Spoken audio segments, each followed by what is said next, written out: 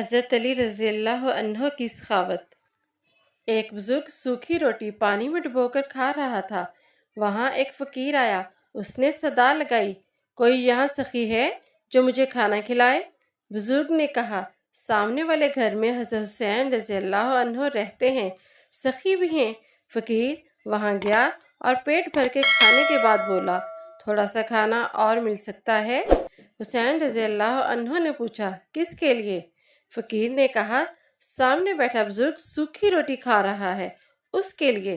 حضرت حسین رضی اللہ عنہ مسکرائے اور کہا، یہ انہی کا تو گھر ہے، ان کا نام حضرت علی رضی اللہ عنہ ہے۔ انسان کی خود غرضی۔ زندگی میں کبھی خود کو کسی انسان کا عادی مت بنانا، کیونکہ انسان بہت خود غرض ہے۔ جب آپ کو پسند کرتا ہے تو آپ کی برائی بھول جاتا ہے، اور جب آپ سے نفرت کرتا ہے تو آپ کی اچھائی بھول جاتا ہے۔ نبی پاک صلی اللہ علیہ وآلہ وسلم نے فرمایا، کسی تکلیف میں اگر کوئی شخص مبتلا ہے تو اسے موت کی تمنا نہیں کرنی چاہیے، اور اگر کوئی موت کی تمنا کرنے ہی لگے تو یہ کہنا چاہیے، اے اللہ، جب تک زندگی میرے لیے بہتر ہے مجھے زندہ رکھ، اور جب موت میرے لیے بہتر ہو تو مجھ کو اٹھا لے۔ صحیح بخاری حدیث نمبر 5671۔ مومن کی نشانی۔ غلط بات پر غصہ آ جانا شرافت کی نشانی ہے، لیکن اسی غصے کو پی جانا مومن کی نشانی ہے۔ حضرت علی رضی اللہ عنہ سے کسی نے پوچھا، اگر کوئی اپنا ہمیں بھول جائے تو کیا کیا جائے؟ حضرت علی رضی اللہ عنہ نے جواب دیا، کوئی اپنا ہو تو کبھی نہیں بھولتا، اور جو بھول جائے وہ اپنا نہیں ہوتا۔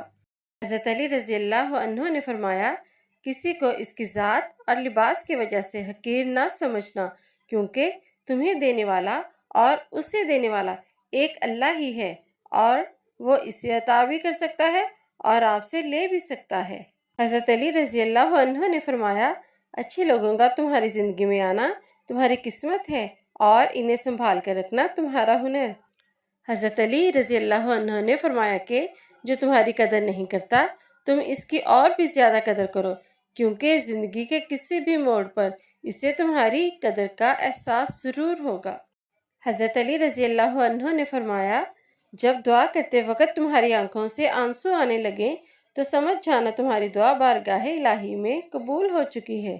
زندگی میں جو بھی کرنا ہے اللہ کے بھروسے اور اپنے دم پر کیجیے، لوگوں کے بھروسے پر نہیں، کیونکہ لوگ کندھوں پہ تبھی اٹھاتے ہیں جب مٹی میں ملانا ہو۔